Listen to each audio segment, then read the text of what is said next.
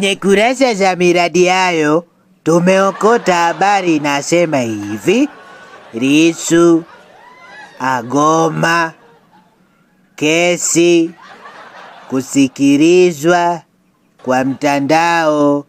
Bwana, kumbe inawezekana kesi kusikiliza kwa njia ya mtandao. Basi hata kura siku mseme tupige kwa njia ya mtandao. We uwizi hautokuwepo. We hautofanyika.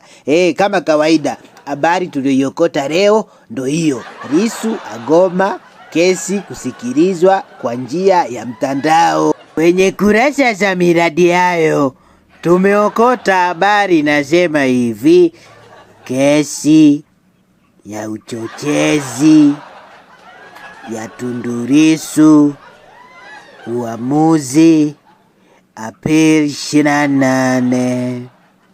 Kesi ya uchochezi ya Lissu, uamuzi Aprili 28.